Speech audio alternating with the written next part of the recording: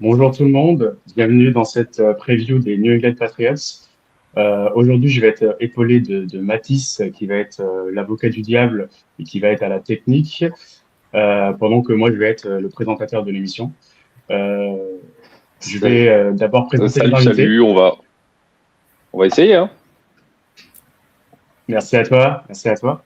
Donc, je vais présenter les invités. D'abord, Loris, fan des Patriots, que j'ai rencontré à Paris lors d'une soirée du Super Bowl et qui nous rejoint pour cette preview 2026. Comment tu vas, Loris? Bah, ça va super bien. Salut les gars, salut Cédric, salut Mathis, salut Nat. Ouais, on s'est croisés au Super Bowl. Ça fait 2 ans maintenant qu'on le fait à Paris et je suis présent dans un peu tous les Discords. Voilà, donc je suis les médias de Foot US français. Donc grand plaisir de participer pour cette preview cette année. Bah, merci à toi, et très content de faire cette preview avec toi. Salut Cédric. Nous, pareil, ça fait un moment qu'on discute sur Discord des Patriots, donc très content que tu puisses rejoindre cette émission pour la preview de 2026. Bonjour et bonsoir à tous. Salut Nat, salut Mathis, salut Loris. Ravi de vous accompagner pour cette preview des Patriots. Ça fait un petit moment que je suis Patriots. Je suis notamment aussi le numéro 2 du fan club français des New England Patriots. Je salue Psycho, le président, qui était un des tout premiers fans français qui a été abonné à plein de magazines à l'époque au sein des Patriots. En tout cas, voilà, ravi de faire cette preview avec vous. Très bien, très bien. Donc, on va commencer d'abord par un petit retour en arrière, un petit bilan de la saison 2025, qui, je pense, même si on avait pas mal d'attentes, ça a surpris tout le monde. On voyait pas les Patriots aller aussi loin et surtout aller au Super Bowl dès la première année de l'ère Mike Vrabel et la seconde année de Drake May. Donc, une saison qui se finit avec 14 victoires pour 3 défaites, champion de l'AFC et malheureusement une défaite au Super Bowl. Je vais commencer par toi, Cédric. Qu'est-ce que tu peux me dire, qu'est-ce qui t'a marqué sur cette saison 2025 en positif d'abord? Positif, tout simplement le renouveau.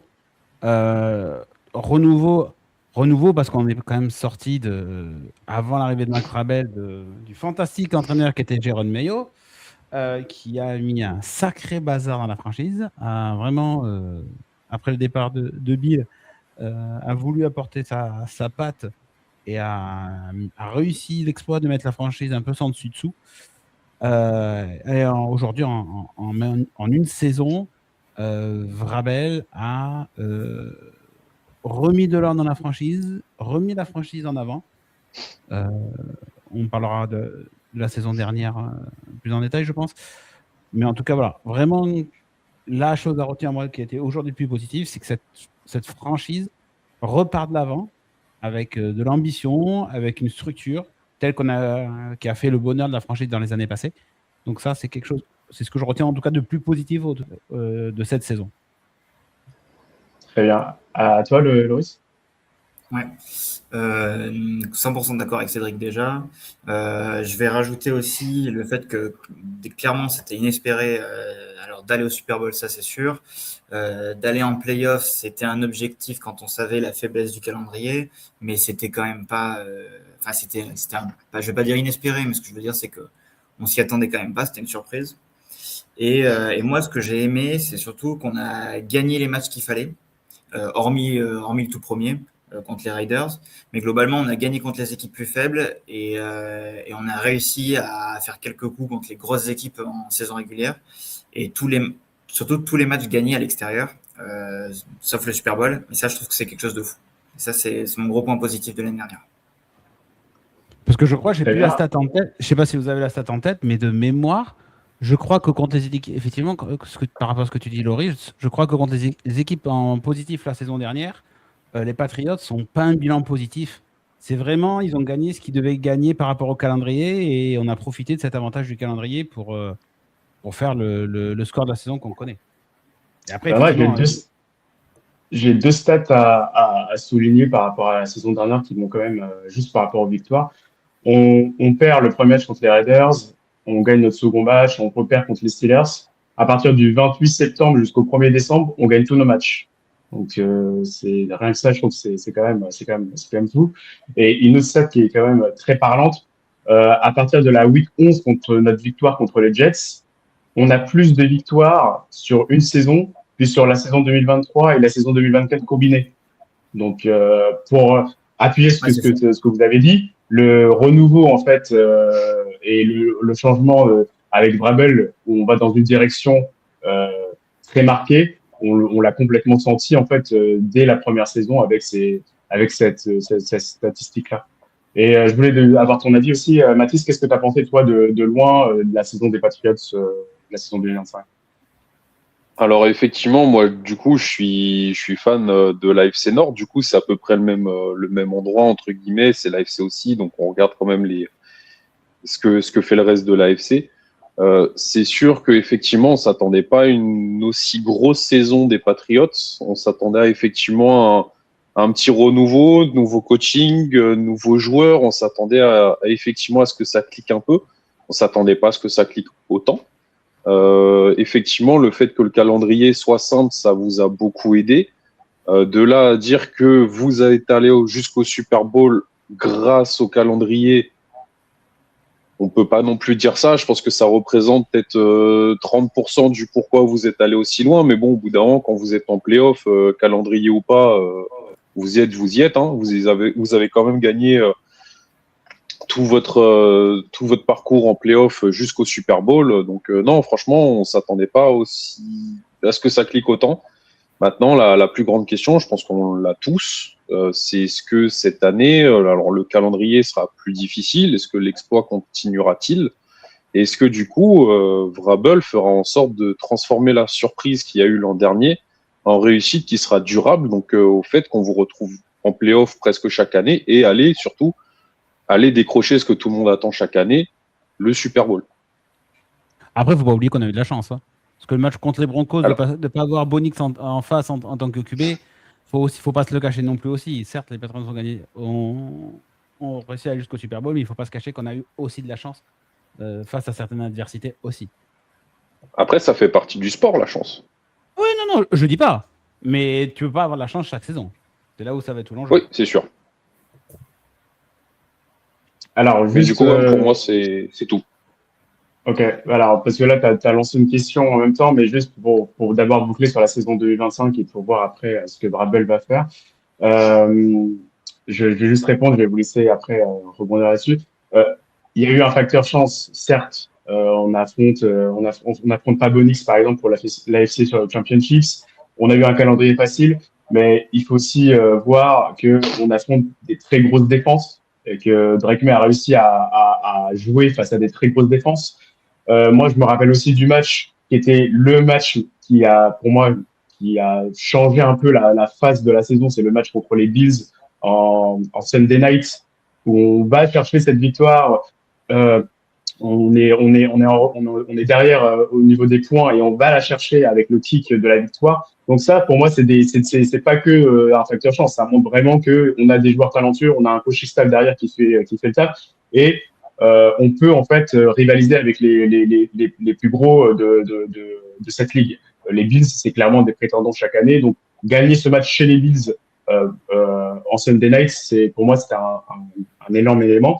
Et après, pour la partie facteur chance, où je suis pas trop d'accord, c'est-à-dire que, OK, pour la défense des Patriots, c'était plus facile, mais l'attaque des Patriots affronter la défense des Texans, la défense des Chargers, la défense des Broncos, et réussir à aller au Super Bowl en affrontant ces défenses-là, avec la O-line qu'on avait au moment, je trouve que c'est quand même c'est du bon boulot.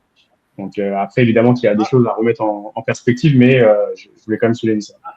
Ah oui, non, mais après, je ne dis pas qu'il n'a pas des éléments positifs. C'est juste qu'il ne faut pas se cacher qu'on a eu une part un petit peu aussi de facteur chance dans les playoffs pour aller jusqu'au Super Bowl. Mais oui, tu as raison. Après, il y a énormément de points quand même positifs de cette saison des Pats, là où on ne l'attendait pas, clairement. Pas à ce niveau-là. Alors, Du coup, maintenant, on va passer au point négatif. Qu'est-ce qui vous a un peu déçu sur cette saison-là, sur la saison 2025, avant de partir sur l'intersaison? Loris, je te laisse commencer.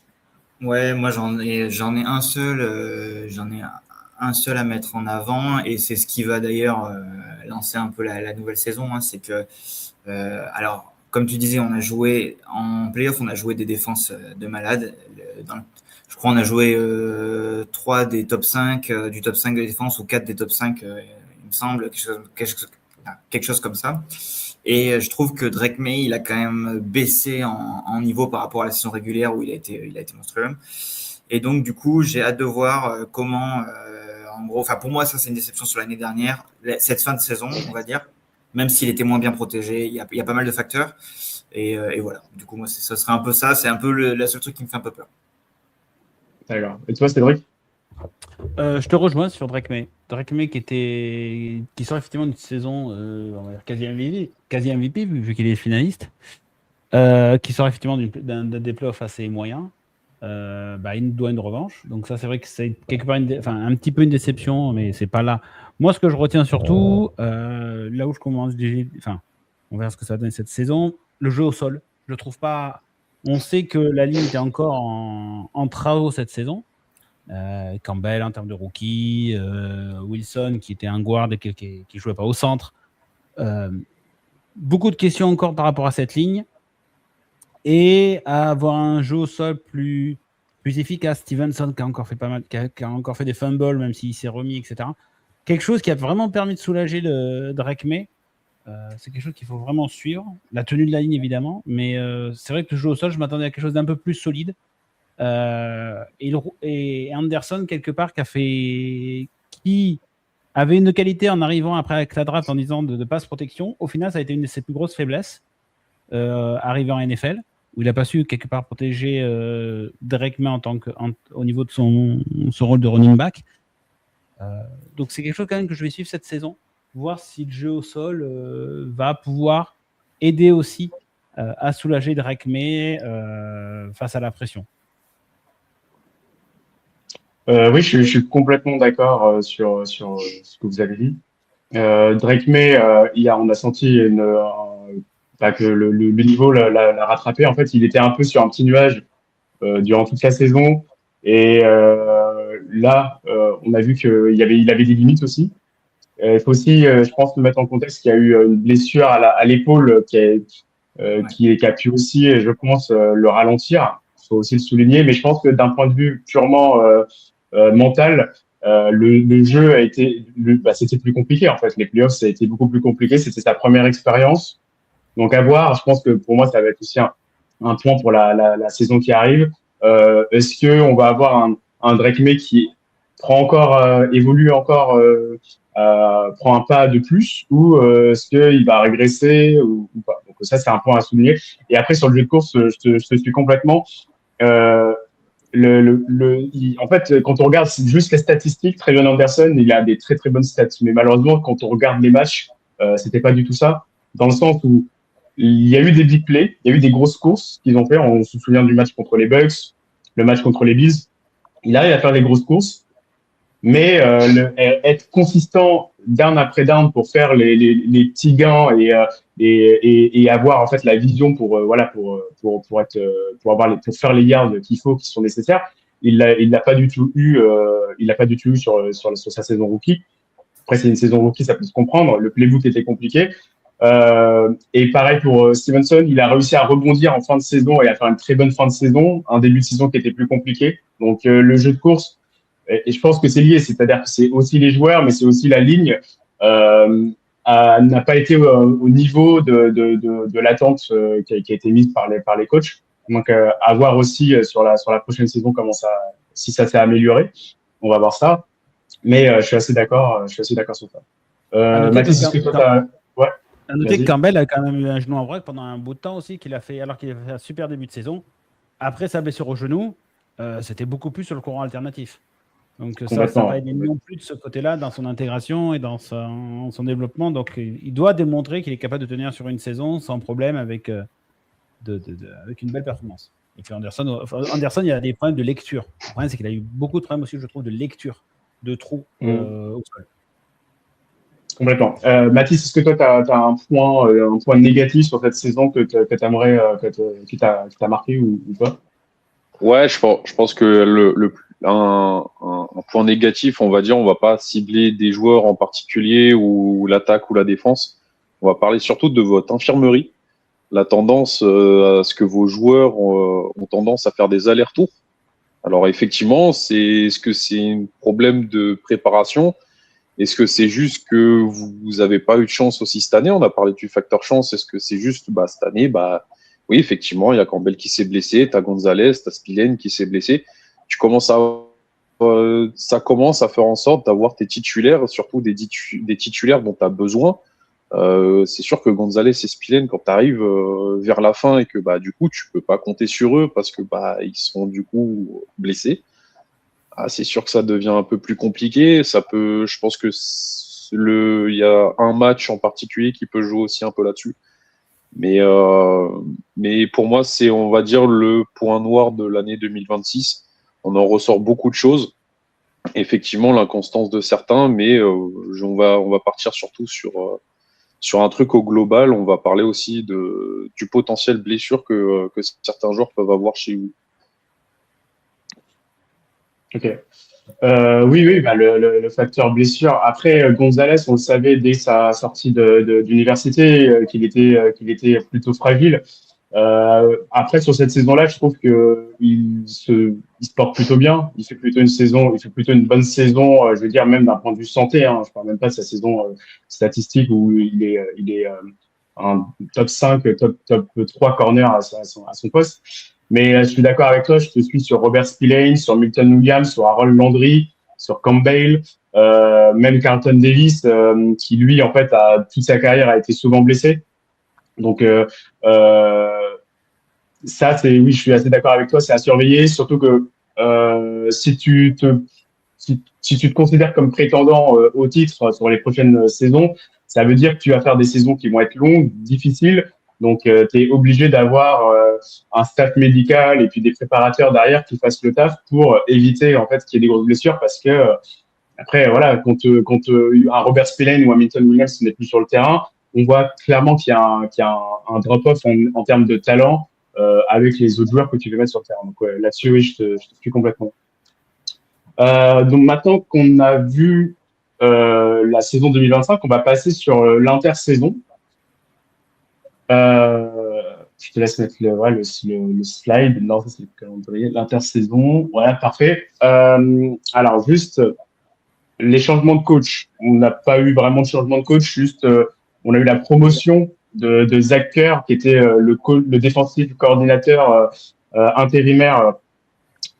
Qui est maintenant c'est officiel, c'est notre nouveau DC. Et Terrell Williams qui lui a eu des problèmes de santé la saison dernière, qui était le DC, est devenu l'assistant head coach.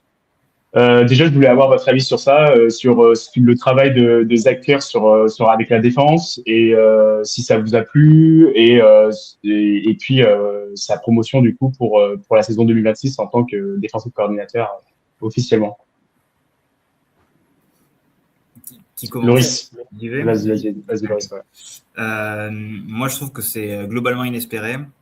Quand tu commences la saison avec un autre coach, qu'on t'annonce qu'il a une maladie, tu viens de commencer avec Vrabel, tu te dis ok, il avait mis son système en place et finalement ça va pas pouvoir le faire tout de suite. Tu fais monter le coach des linebackers pour qu'il appelle certains jeux. Franchement, moi je trouve que c'est top ce qu'il a fait. On a eu une super défense quand même toute l'année. Certains mecs même qui étaient moins bons avec Mayo sont devenus très bons l'année dernière. Donc je pense qu'en plus il a fait progresser des joueurs. Et moi c'est tout ce que j'attendais en tout cas. Très bien. À toi, Cédric. Quelle révélation! Pardon, mais on parle d'un mec qui a été que assistant avant d'arriver aux Patriots, défensif assistant aux Giants pendant 1 an. Il a été défensif côté contrôle chez les Titans. Il a été que assistant inside linebacker. Et là, il arrive chez Patriots. Il va s'occuper des linebackers. Et il doit reprendre au pied levé le rôle de Williams pour appeler les jeux au sol. Waouh! pardon, mais quelle révélation. Il a vraiment, pour le coup, démontré une vraie prise en main toute la saison dernière, de reprendre ce groupe-là, de les faire progresser, comme tu l'as dit, Loris, et au final, de démontrer que les Patriots sont quand même une très bonne défense, malgré les blessures, malgré les absences, de tout ce qu'ils ont pu faire. De promouvoir un coordinateur défensif, c'est une super... c'est vraiment une très juste récompense, pour le coup, mais vraiment gros travail. On va voir ce que ça va donner en année 2, mais il a vraiment, pour le coup, sacrément pris la relève de Terrell Williams qui venait d'arriver, et lui à la base, je pense pas qu'il avait comme perspective de devenir coordinateur défensif au bout même pas d'un an. Donc pour le coup, il a vraiment pris quelque chose pris le taureau par les cornes. Il a fait un super travail. Je suis complètement d'accord avec vous deux. Pour moi, c'est un peu la révélation, c'est le mot. J'en attendais rien avant le début de la saison, et quand on lui a mis en fait toute cette pression sur les épaules, ça lui a pas du tout fait peur. Et même en fait, au fur et à mesure de la saison, il s'est affirmé de plus en plus avec son play call, et avec une défense qui est devenue de plus en plus agressive. Et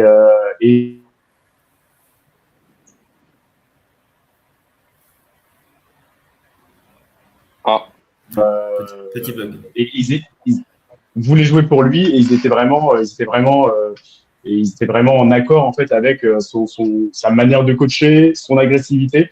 Donc pour moi, c'est une révélation, et j'espère qu'on va le garder, chez nous, parce qu'il y a une possibilité que ça fasse partie des jeunes coachs qui peuvent potentiellement devenir head coach dans les prochaines années, à voir comment il développe sa défense sur cette saison-là et sur les années qui vont venir. Mais en tout cas, une très, très, très belle surprise que ce Zach Kerr.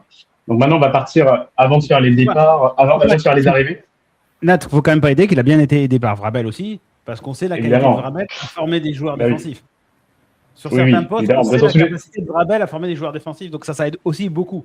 Oui. Et puis même, je pense qu'il ne faut pas oublier que c'est le système de Vrabel. C'est le système de Vrabel. Et après, le play calling, c'est le play calling de Zach Kerr. Mais je pense que oui, évidemment que Mike derrière, il donne son avis sur absolument tout. Mais c'est quand même, ça fait quand même plaisir à voir. Donc, on va d'abord parler des départs avant de voir les arrivées. Donc, on a Keleven Chason, l'edge qui est parti à Washington, Karis Tonga qui est parti, le defensive tackle qui est parti chez les Chiefs, Jalen Hawkins, le safety qui est parti chez les Ravens, Vederian Lowe, le tackle qui est parti chez les San Francisco 49ers, Jake Gibbons, linebacker qui est parti aux Cardinals, Austin Hooper qui est parti chez les Falcons, Anthony Jennings qui est parti chez les Saints, Trent Sherfield qui est parti chez les Bills, et Alex Austin chez les Dolphins. On a aussi on a trade de Garrett Bradbury chez les Bears. Et voilà les départs. Donc avant de faire toutes les arrivées, je voulais avoir votre avis sur les départs, et est-ce qu'il y a un nom en particulier qui vous fait un peu mal au cœur, que vous auriez aimé qu'on re-signe ou pas. Cédric, allez, pour changer. En termes de départ, alors, on va dire que sur les départs, le départ de Tonga, c'est dommage. Après, on y reviendra quand on fera les joueurs à suivre pendant la saison, mais je pense que le départ de Tonga, quand même, peut faire mal. Après, je pense qu'il y a quand même une révélation qui, j'espère, sera une révélation la saison prochaine, mais ça, on en reviendra après. Le départ de Chris Tonga, finalement, chez les Chiefs. Alors après, il a pris son gros contrat, donc c'est pas anormal, c'est pas surprenant, mais je pense que c'est lui, on va dire, le plus valuable pour moi dans les départs au sein de ses Pats.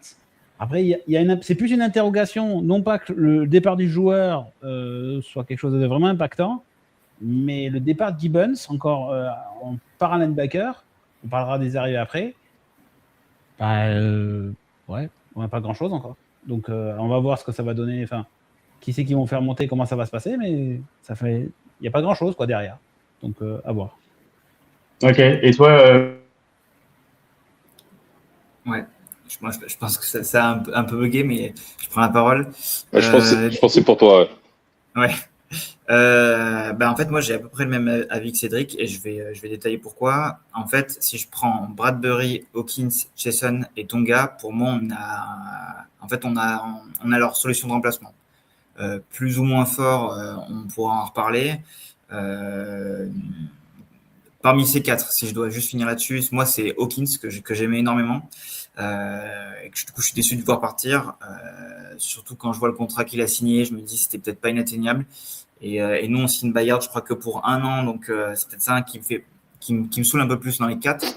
Et Chesson, je me dis, on le remplace en poste pour poste. Et il a fait une top fin de saison. Franchement, à la fin, j'aurais bien aimé le re-signer, mais bon, on verra ce que ça donne. On verra ce que ça donne pour lui ailleurs. Mais normalement, on est censé l'avoir remplacé. Par contre, Gibbons, moi, c'est un joueur que j'aimais beaucoup dans l'effectif. Peut-être pas le meilleur à son poste, mais en tout cas, je trouvais qu'en numéro 3, avec Ellis et Spillane, il faisait bien le taf. En plus, de mémoire, c'est vraiment un joueur de Mike Vrabel. Donc, du coup, j'aimais bien cette idée. Et je trouve qu'il part sans vrai remplaçant. En tout cas, moi, tous les nouveaux qui sont arrivés en linebacker, soit je les connais pas beaucoup. Donc, du coup, j'ai pas spécialement un avis à donner là-dessus. Soit je trouve qu'on n'a pas la solution, en tout cas. Alors moi, je pense qu'on en a une solution et qu'elle est sous-estimée et qui commence à démontrer certains potentiels pendant les camps, mais on y reviendra après. Ouais, spoil pas. Je sais de qui tu parles, mais spoil pas. Ça, je dis rien. Alors, je suis assez d'accord avec vous, hein, encore une fois. Ton gars, c'est celui qui prend le plus gros contrat et c'est le joueur, là, c'était la grosse surprise dans la défense la saison dernière. Je trouve en obstacle, j'aurais bien aimé, mais par rapport au contrat qu'il prend, c'était pas, je pense que c'était pas nécessaire, étant donné qu'on a Corey Durden qui va prendre sa place et qui lui aussi a été une belle surprise. Et le joueur, je suis assez d'accord avec toi, c'est Jalen Hawkins. Pour le contrat qu'il prend, au vu en fait de la profondeur qu'on a au poste de safety, ça aurait absolument pas fait de mal de signer Kevin Byard et de signer aussi Jalen Hawkins en fait, d'avoir en fait un trio avec Trey Woodson, d'avoir les trois. Je pense que ça aurait été bien. Celui qui va être content, c'est Matisse, hein, vu qu'il a signé chez les Ravens, et Jalen Hawkins, c'est un joueur. Ouais, évidemment, tu vois, c'est un joueur qui a montré de très très belles choses année après année et qui a été une vraie révélation la saison dernière. Pour les autres joueurs en soi, Gibbons, en fait, je me dis, moi, je vois surtout sa performance au Super Bowl qui m'a un peu dégoûté. Je vais pas vous mentir. Je pense que c'est un joueur correct, mais c'est un joueur qui est très limité physiquement, athlétiquement parlant. Et je pense qu'ils ont vu ça. Et ils se sont dit, on doit upgrade. Je sais pas si les signatures qu'ils ont fait ou la draft, c'est forcément mieux. C'est à voir. Mais ils ont senti qu'en fait, ils pouvaient faire mieux à ce poste-là. Donc maintenant, on va parler des arrivées. Donc à la prévention, on signe Romeo Dobbs de Green Bay Packers, le receveur, Alijah Vera-Tucker, le guard des Jets, Draymond Jones, l'edge qui vient des Ravens, Julian Hill, le tight end des Dolphins, malheureusement qui ne jouera pas cette saison, Reggie Gilliam, le fullback qui vient des Bills, Kevin Byard, le safety qui vient des Bears, KJ Britt, linebacker des Dolphins, Kindle Wilder, cornerback de Tampa, James Hudson, tackle des Giants, Mike Brown, safety de Tennessee, et Jesse Luketa, qui était la toute première signature qu'on a fait, qui vient de la practice squad des Rams. Et évidemment, j'oublie AJ Brown qu'on a tradé en juin. Donc, un avis, c'est quoi la signature qui vous a fait le plus plaisir, la signature la plus, on va dire, sous-cotée qui peut apporter beaucoup. Je vais commencer par toi, Loris. Ouais. Pour moi, il n'est pas à l'écran, mais tu l'as cité. Du coup, c'est Reggie Gilliam des Bills, parce qu'en fait, on va avoir un vrai fullback. L'année dernière, on avait, comment il s'appelle déjà? C'était le Jack Westover. C'est Ouais, Jack voilà. Westover, qui était un tight end reconverti.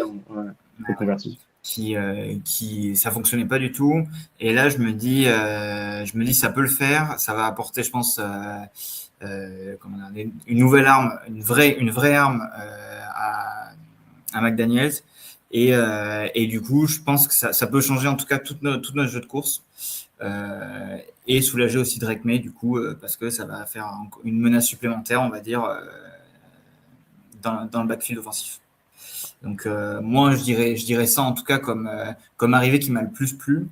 Après peut-être qu'on parlera d'Edgy Brown peut-être plus en détail, j'en sais rien, mais globalement si je devais reprendre une seule chose là-dessus, c'est ce que vous avez déjà dit Nat et Cédric dans un autre podcast que je reprendrai parce que l'idée me plaît énormément, c'est qu'en fait je trouve que Edgy Brown qui passe en 1 fait en fait reculer la hiérarchie, du coup en mettant potentiellement Dobbs en 2, Booty, etc. en 3, et en fait c'est ce fait de faire reculer cette hiérarchie qui je trouve améliore énormément ton effectif et ton corps de receveur en fait. Donc voilà ce que je dirais là-dessus. Très bien. Et toi, Cédric? Je te rejoins sur Gilliam. Je pense que les Bills doivent pleurer son départ parce qu'il ouvrait beaucoup de jeux au sol. Donc ça, pour moi, c'était un vrai super ajout. Moi, je vais quand même rajouter qui peut être un Steve. Ça, on verra. On parlait des blessures tout à l'heure. À voir ce que ça va donner. Vera Tucker, clairement, qui a un beau potentiel, très très beau potentiel. Maintenant, clairement, avec Jury Prone.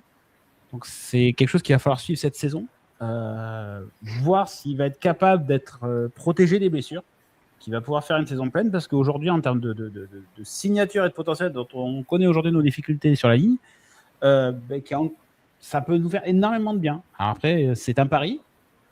S'il tient la forme, ça peut être une super recrue là-dessus. Puis après, je ne sais pas si on parle d'Edgy Brown, donc je ne vais pas en parler tout de suite. On va en parler après. Mais voilà, sur Vera Tucker, je pense que c'est une super surprise. Un mot quand même sur Bayard.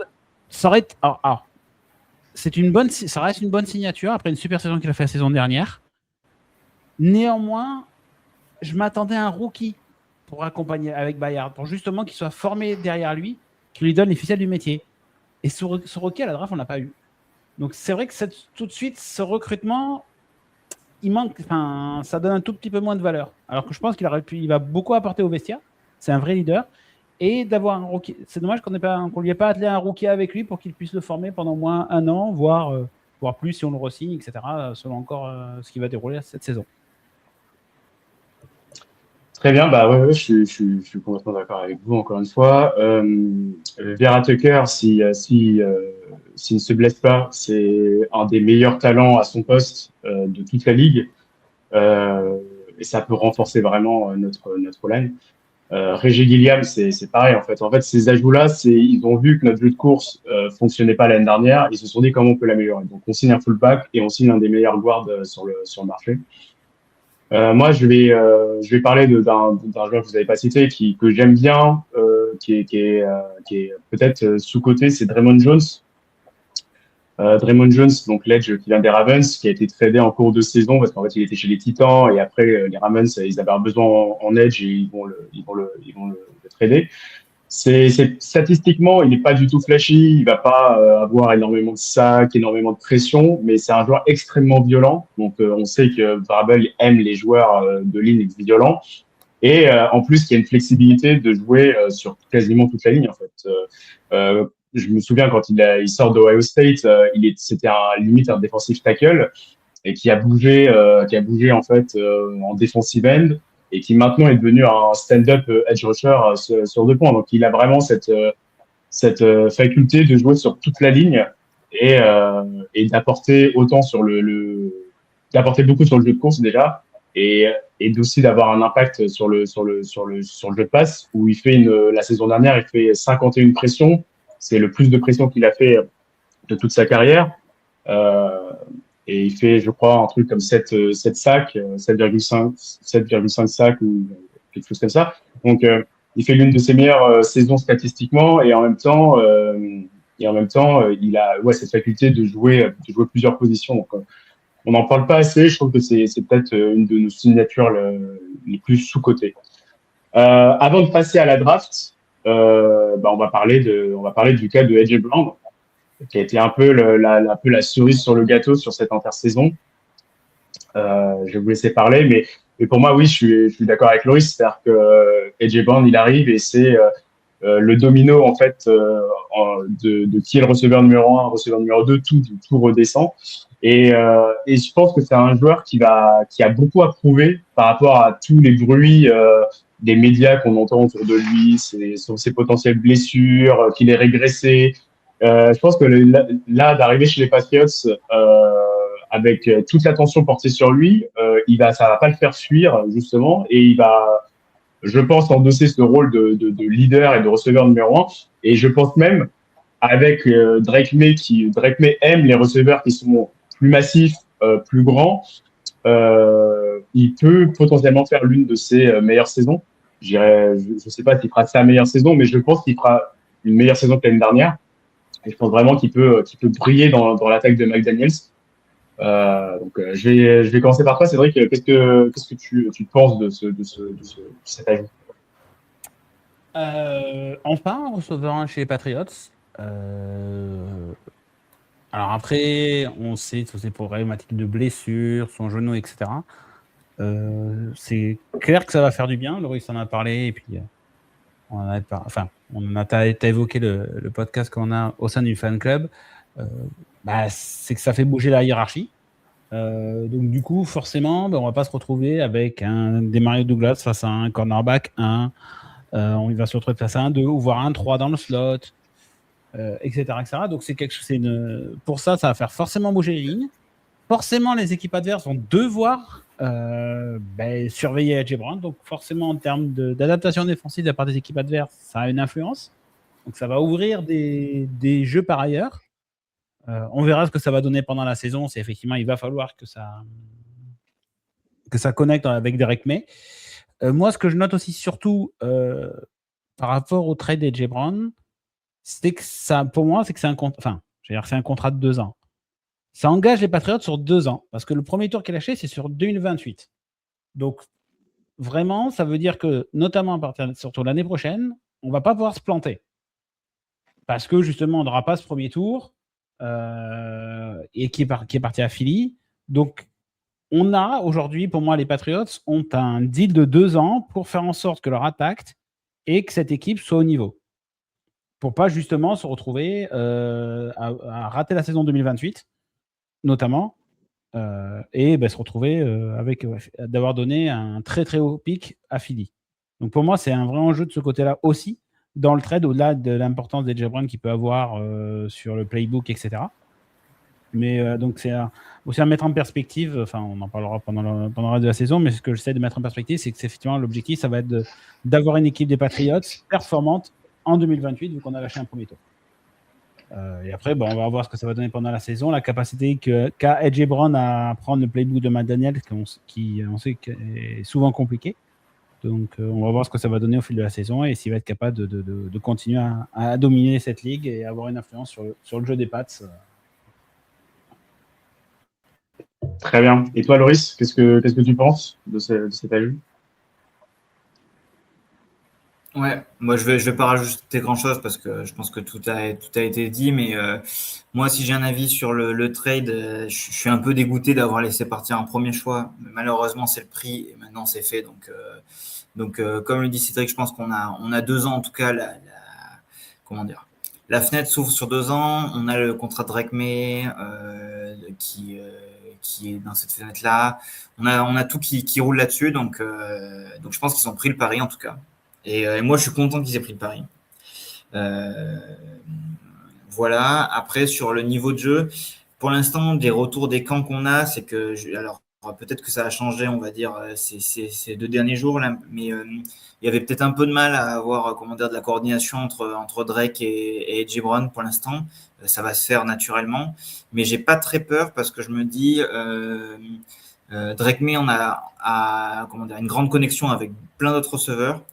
Et en fait, je me dis qu'A.J. Brown, il a le temps. S'il n'est pas prêt day one, c'est pas grave.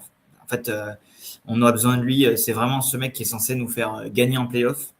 Et donc, du coup, je me dis qu'il a la saison pour s'y mettre. L'année dernière, on a connu un peu la même chose avec Diggs.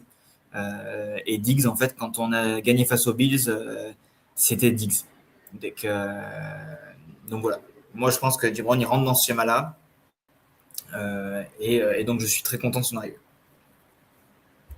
Très très bien. Mathis, un avis ou on peut passer à la draft maintenant?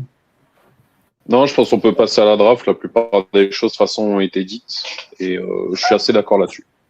Il ne faut pas oublier Très bien. que l'arrivée d'Edge Brown a quand même mis un doute sur un joueur, Keishon Boutte, qu'on n'en a pas parlé. Mais Alors, je pense que le cas Keishon Boutte, c'est le doute, tu l'as depuis plus longtemps que le cas Edge Brown. Oui, non, mais ce que je veux dire par là, c'est que sa position au sein de l'effectif, alors, c'est moi qui me suis mal exprimé, Ah au oui, niveau de, justement, sa position au sein de l'effectif va mettre le doute, tu le gardes pas. pour Oui, l'instant, de ce qu'on voit, tu le gardes pas. Non, Moi, j'en non, parlerai non. plus tard. Ouais, on en parlera plus tard. On fait d'abord la draft et ça sera une de mes questions après. Et juste sur 2028, ce qu'on n'a pas. Alors, ce qui est arrivé aussi pendant l'intersaison, c'est peut-être un peu plus extra-sportif. Alors, je ne parle pas de Vrabel. Les Patriots vont être dans Hard Knocks en 2028. Donc, vont être complètement sous le feu médiatique l'année prochaine pendant l'intersaison. Et ça aussi, ça risque de beaucoup jouer. On parlait d'un contrat sur 2 ans avec Edge Brown. Attention à la pré-saison 2028 avec toutes les caméras qu'il y aura en plus et de voir comment ça va se passer. Donc, d'autant plus d'être performant cette année pour déjà avoir des choses en place pour attaquer 2028. Alors, je sais que je vise un peu loin, parce qu'on n'est encore que sur 2027, mais ce genre d'annonce, on ne sait jamais ce qui peut arriver l'année prochaine, qui peut arriver en année prochaine, et du coup, 2027 est d'autant plus importante. Très bien, très bien. Donc maintenant, on va passer à la draft. Est-ce que tu as une slide, Mathis? Non, on n'a pas de slide pour la draft. Ok. Donc, du coup, je vais citer les noms. Alors, au premier tour, on va sélectionner Caleb Lomu, le tackle d'Utah. Au second tour, on va sélectionner Gabe Jacas, le ledge d'Illinois. Au troisième tour, le tight end Eli Raridon de Notre-Dame. Au cinquième tour, Karen Prunty de Wake Forest. Au sixième tour, Demetrius Crownover, le tackle de Texas A&M. Au sixième tour, le linebacker Namdi Obiazor de TCU. Au septième tour, Baron Morton, le QB de Texas Tech. Au septième tour, Jam Miller, le running back d'Alabama. Et on finit avec, au septième tour, le ledge de Boston College, Quintadius Hutchin, pour finir cette draft. Alors, on va pas faire tous les noms, mais j'aimerais bien avoir votre avis sur, d'abord, ce que vous pensez de cette draft class globalement, et après, le joueur qui, selon vous, peut avoir un impact dès sa saison rookie, dès sa saison rookie qui peut avoir le plus gros impact, et celui qui peut être une surprise. Loris, je te laisse commencer. Ouais. Alors moi je suis le college football on va dire de plutôt loin. Je regarde pas trop les matchs. J'écoute surtout des podcasts, on va dire. Donc surtout tous les podcasts pré-draft. Hein, donc on va dire que j'ai un avis, mais qui est un avis globalement influencé par les connaisseurs. Si j'avais un avis à donner là-dessus, moi je suis plutôt content. C'est vraiment pas une draft flashy, mais en fait on prépare l'avenir. On prend les postes qu'il nous faut. Moi, je voulais exactement ces 3 postes dans les 3 premiers tours. Après, l'ordre, ça dépendait des joueurs disponibles. Mais par exemple, Gabe Jacas, pour moi, c'est très bien qu'on ait pris un mec à ce niveau-là, à ce pic-là. J'avais très peur là des derniers jours parce que en fait, il avait toujours pas signé. Il y a un pépin, je crois, on va dire, il a une petite blessure qui traîne. Ça me fait peur. Et pourtant, si je devais citer, tu vois, le joueur qui m'excite le plus, c'est clairement lui. J'espère qu'il sera bon dès cette année parce que tu vois, on a aussi Harold Landry qui est sur le flanc. Il a son épingle à tirer. Voilà. Caleb Lomu, je suis très content. C'est super. Je trouve que on a un titulaire pour l'année prochaine quand Moses il sera parti, et en fait on a un sixième homme de ligne du coup remplaçant de tackle qui est prêt. Et je pense, vu les camps, apparemment ça a l'air de bien se passer pour lui. Donc ça c'est super. Et si je devais donner une surprise, du coup c'est Raridon. J'ai l'impression qu'il fait des super camps. Et ça me ravit. Donc voilà. Donc globalement, je suis plutôt content. J'aurais pas un avis plus précis que ça à donner là-dessus.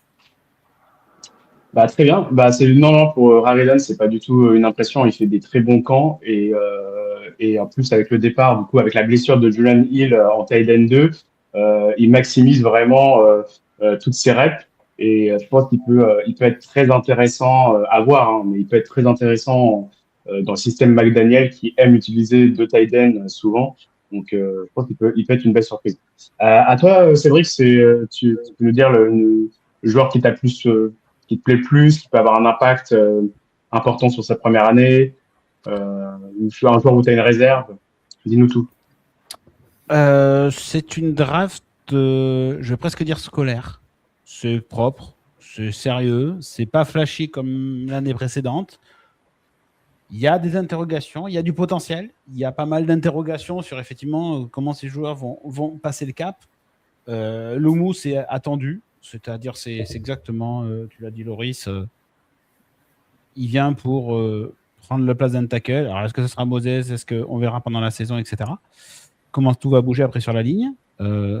C'est sérieux, ça fait le boulot. Gabi Akas, on verra.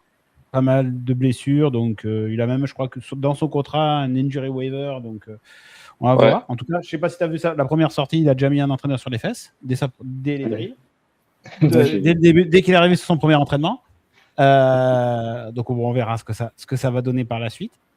Et là, il vient en tant que remplacer Hooper, en tant que tight end 2, donc c'est plutôt pas mal. On verra ce que donneront aussi les autres rookies, que sont posés linebacker au poste de corner, dont on en a besoin aussi, parce qu'à un moment donné, il y a quand même un dossier Carlton Davis qui, je pense, est dans sa dernière année, parce qu'après, son contrat est vraiment presque plus avantageux que la saison d'après. Donc il y a aussi des postes à prendre là-dessus. Donc à voir ce qu'on va donner Franti. Alors après, là où je vais reprendre tes mots, Nat. Sauf que moi, là pour moi, le tight end aujourd'hui qui a plutôt pris justement lié à la blessure de Jonah Hill, c'est plutôt un rookie non drafté, c'est Tanner Arkin qui a justement pour le coup, lui aussi il a pas mal pris de répétitions avec l'équipe 1. Et qui est donc plutôt un tight end justement physique pour remplacer un peu Junior Hill. Donc je pense qu'il peut apporter, il peut être une vraie surprise. Et qu'on peut se retrouver avec les Patriots avec 3 receveurs, Hunter Henry, Eli qui va être formé quelque part par Henry derrière, et Tanner Hacking qui va jouer un peu ce rôle peut-être de tight end physique pour apporter quelque chose. Donc très curieux de voir un peu ces tight ends là qu'on a drafté et signé, hein, parce que Tanner est non drafté. Donc c'est ça que ça va être intéressant de voir.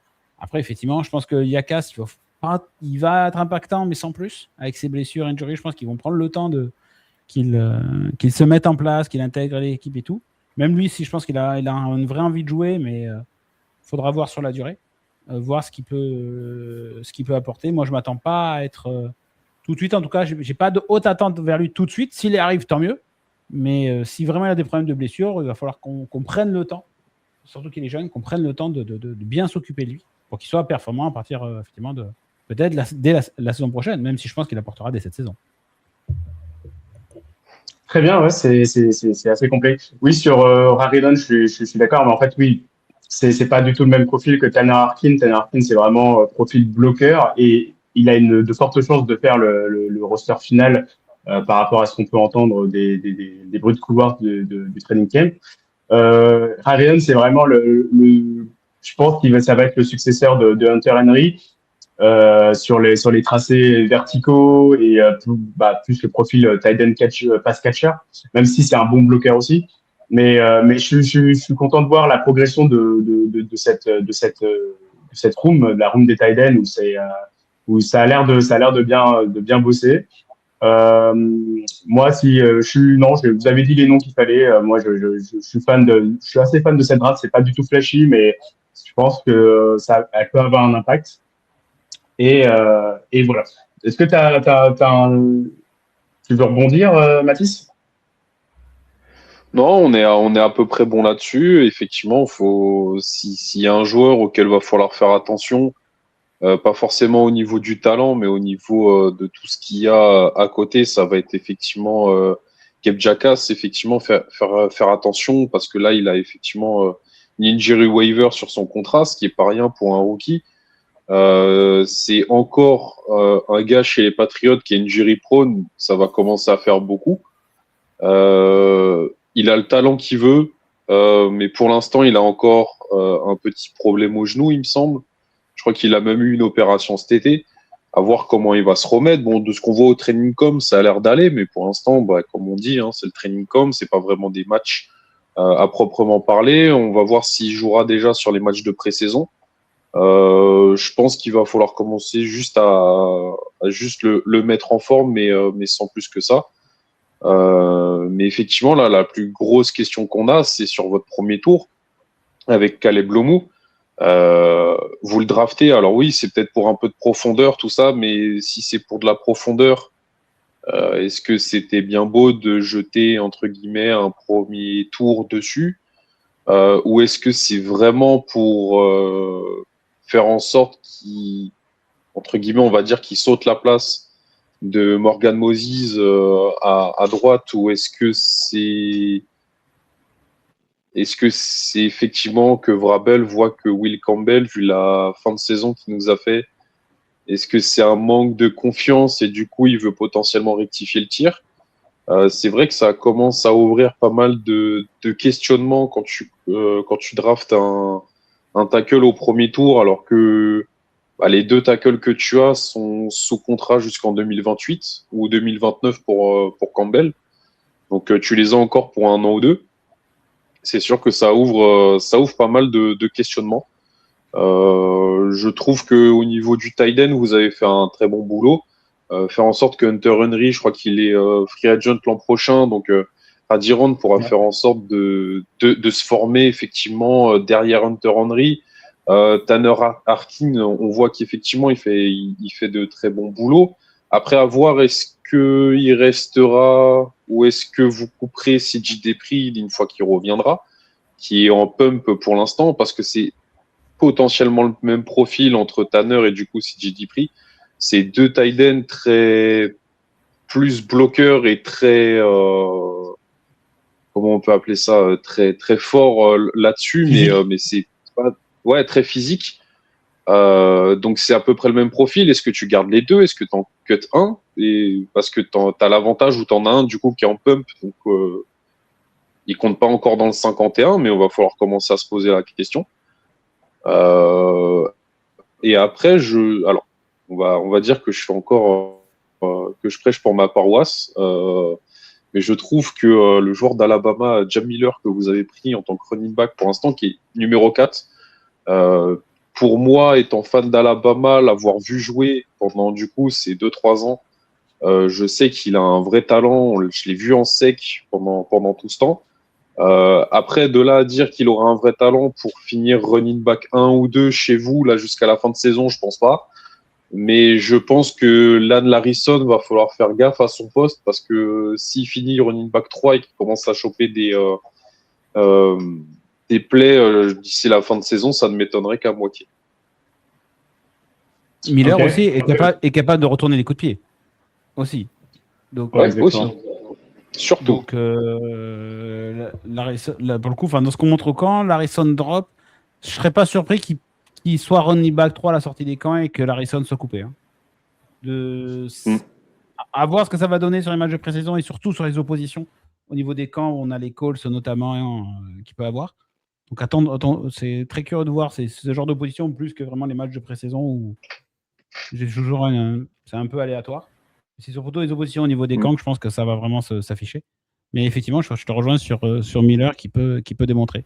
Et juste sur la ligne, il ne faut pas oublier, vous l'avez là sur l'écran, Onwenu, c'est sa dernière année de contrat. Et aujourd'hui, en tout cas sur le papier... il a été re-signé. Oui, mais c'est la fin de saison. Non, c'était un contrat restructuré, mais c'est un contrat restructuré, mais c'est pas, ils n'ont pas rajouté une année supplémentaire. C'est sa dernière année de contrat à la fin de la saison. Et donc, t'as juste rajouté une année en restructurant, quoi. Même pas, non, t'as même pas rajouté. Non, ils lui ont donné plus de garanties. Ils lui ont donné plus de garanties, mais en fait, ils n'ont pas changé ils n'ont pas rajouté d'année, quoi. Donc, en fait, à la fin de la saison, il nous manque un garde. Est-ce que. Si tu le vois, là, après, ça, c'est à voir. Dans tous les cas, ça sera un problème pour l'année prochaine. Mais c'est vrai que ça peut être une interrogation. Après, dans tous les cas, on a quand même re-signé, on a fait une extension à Ben Brown, donc on sait qu'on a potentiellement aussi on a potentiellement la relève derrière, même si c'est pas le même niveau, je le sais, mais, euh, mais ce sera un problème pour l'année prochaine. Avant qu'on Sur le fasse plus moment, d'une heure c'était surtout, d'émission, surtout dire que sur le mot, c'est pas forcément, il sera peut-être pas tackle droit. Hein. Il peut très bien être tackle gauche. Hein. Et c'est Campbell, selon ce qu'il a démontré, qu'il peut passer en guard aussi. Donc je pense que le En mot, en fait, signant du coup Vera Tucker en plus, ça serait un peu dommage. Est-ce qu'il y en a un qui peut pas aller à droite? À droite, t'as Onwenu du coup. Cette saison, j'ai l'impression. L'année prochaine. Ouais, c'est ça. L'année prochaine, oui, mais cette saison, j'ai l'impression que c'est un peu Keblo. J'ai l'impression que la personne qui. C'est pas gênant. Que 2027 soit plus Keblo, pour moi, c'est 2028 qui doit kicker, surtout. Plus que 2027. Donc pour moi, ça me choque pas plus que ça. Que 2027 soit un peu une année en dedans. C'est 2028 qui doit kicker pour moi, surtout. Ouais. Bah moi, dans tous les cas, Caleb Lemouche, je comprends, ouais, t'es l'avocat du diable et tout ça, donc tu es obligé de mettre tes réserves. Mais pour moi, Caleb Lemouche, c'est un très très bon pick. Surtout en fin de draft comme ça, je vois pas qui on aurait pu prendre, qui aurait pu avoir, certes, qui aurait peut-être pu avoir un impact sur le jour 1, mais là, il faut aussi voir à long terme. Et je pense même pas que ça soit une pression potentielle sur Will Campbell. Je pense que Will Campbell, le staff, ils ont dit que c'était le tackle gauche. C'est à lui de prouver que c'est le tackle gauche. S'il l'est pas, bah, dans tous les cas, t'as l'assurance d'avoir un Lomu qui peut prendre sa place. Mais c'est pas une pression supplémentaire, je pense. Et c'est surtout, oui, Morgan Moses, il a 35 ans. On sait probablement que c'est sa dernière année. Donc, tu prépares, en fait, c'est rare de voir un front office qui prend, qui soit pas uniquement sur, ah oui, on doit avoir un impact maintenant, mais aussi qui essaie de prévoir sur le long terme. Et c'est je pense pour moi, les bons front office, c'est ceux qui arrivent à planifier sur plusieurs années et pas que sur le présent. Et le choix de Lomu, qui est un très bon joueur, très jeune et qui a starté dès sa saison freshman, il a encore des progrès à faire. Donc en fait, moi, ça me dérange pas qu'il soit derrière Morgan Moses pour apprendre, pour prendre de la force. Et voilà, je pense que ça aurait été, si on avait demandé à Lomu d'être starter dès sa première année, ça aurait été peut-être déjà un peu plus compliqué. Là, on lui demande pas ça. On lui demande de se développer derrière Morgan Moses, d'être le sixième homme, le sixième tackle. Et voilà. Donc, je pense que pour moi, c'est un très, très bon choix. Et je pense pas que ça pose autant de questions que ce que les médias, entre guillemets, peuvent essayer de faire croire sur la pression sur Campbell ou je ne sais quoi. Donc, on va passer maintenant, avant de passer au calendrier, sur les forces et faiblesses, sur tout l'effectif. Là, on a fait un peu un tour d'horizon avec l'intersaison, la draft. On connaît à peu près voilà, la profondeur sur certains postes et tout. Est-ce que vous pouvez me dire, selon vous, la force de cette équipe et ses faiblesses? Je vais commencer par toi, Loris. Ouais, pour moi, la force, on va dire qu'on en a.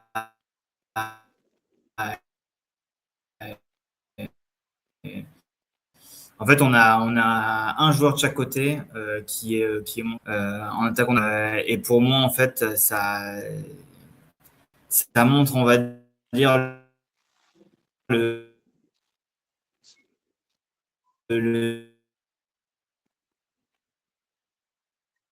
niveau, enfin, comment dire, le niveau de talent qu'on peut avoir dans l'équipe, d'avoir des joueurs qui nous portent autant.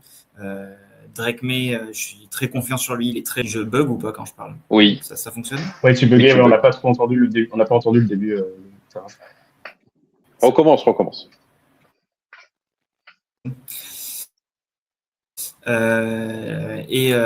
Après, je pense qu'on a maintenant une room de receveurs qui est quand même assez costaud. On en a parlé, on a Gibran, on a plein de profils différents. C'est une vraie guerre pour savoir même jusqu'à qui sera potentiellement sixième. Et je pense qu'on pourra avoir confiance d'ailleurs même en notre sixième receveur. Parce qu'on a McCollins, parce qu'on a Demario Douglas, parce qu'on a Bouty. Enfin, tout ça, c'est quand même, il faut quand même, je trouve, en parler. Après, déjà, je vais m'arrêter là. Je vais peut-être laisser parler aussi Cédric, mais en tout cas, pour moi, les points forts, ils sont ici. l'année dernière, on avait quand même, si je reviens juste en défense, sur les cornerbacks, le trio Gonzalez, Davis et Marcus Jones que j'adore. C'est quand même très, très haut niveau.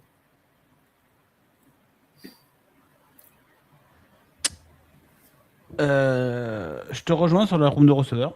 Il y a clairement une progression et effectivement, elle est solide jusqu'au quasiment 6e receveur. Donc, on verra après ce que ça va donner, comment ça va connecter. Mais effectivement, entre AJ Brown, Dobbs, tu l'as pas cité, mais Efton Chisholm aussi qui peut dépanner, Demario Douglas.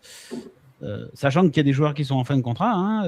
Aujourd'hui, Keishon Boutte et Demario Douglas sont en fin de contrat à la fin de la saison. Donc, ils ont forcément des choses à démontrer. Donc, effectivement, les receveurs, très curieux de voir s'ils vont réussir à créer des séparations pour être performants. Très curieux aussi d'un point de voir ce que va donner le centre avec Wilson qui a été remis dans l'axe. On va voir comment ça va se connecter et s'il va être capable de mettre en place cette ligne. Forcément, on ne peut pas ne pas parler des corners avec Gonzalez. Vivement que la négociation de contrat se termine, qu'on puisse vraiment passer à autre chose et qu'il soit libéré de ce poids-là. Ça prendra le temps que ça prendra, bien évidemment. Mais voilà, vivement qu'il se sépare. Qu'il se sépare en tout cas de ce problème-là et qu'on puisse le signer et qu'on soit à peu près tranquille. Mine de rien, alors peut-être j'espère pas être le chat noir, mais Borregales, en tout cas, ce qu'il montre pour l'instant, ça a l'air d'être pas mal. Et puis quand même, il faut. Pour l'instant, effectivement, voyons ce que ça va donner pendant un camp, ça a l'air de bien marcher. Donc on va voir ce que ça va donner cette deuxième année. Borregales, c'est pas mal. Et on n'en a pas beaucoup parlé, mais les tackles, grosse force sur la ligne. Et on en parlera peut-être après. Mais le départ de Tonga, derrière, il y a un joueur pour moi qui peut être une des révélations de cette saison sur la ligne de tackle. Donc je pense que ça va être un gros point fort aussi sur la ligne. C'est defensive tackle. Très bien. Moi, je vais essayer de faire court, mais je suis assez d'accord. Hein. C'est la profondeur des receveurs, la profondeur aussi sur la O-line. Notre D-line, elle est toujours aussi, je trouve, toujours aussi impressionnante. Notre secondary, si on prend que les starters, c'est très très très intéressant et je pense que c'est l'une des meilleures secondaries de toute la ligue.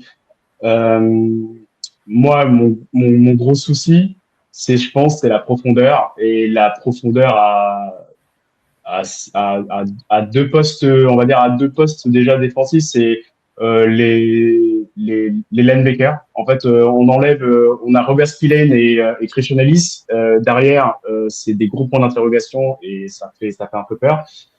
Et sans parler de la profondeur, mais notre room de edge rusher qui je pense va avoir beaucoup à prouver. Aaron Landry, on sait même pas il va commencer le début de saison. Là, il est toujours il s'est toujours pas entraîné depuis le début du training camp. On a le starter, c'est Draymond Jones et Elijah Ponder. Donc, est-ce qu'on va avoir un élan, un leap en saison 2 de Elijah Ponder qui était un undrafted l'année dernière et qui peut devenir un edge rusher en troisième tentative d'impact, peut-être, mais c'est beaucoup demandé pour un joueur qui était undrafted l'année dernière. Gebiakas, on l'a dit tout à l'heure, c'est pareil, c'est un rookie déjà et c'est qui a une blessure au genou qui revient doucement, mais à voir aussi.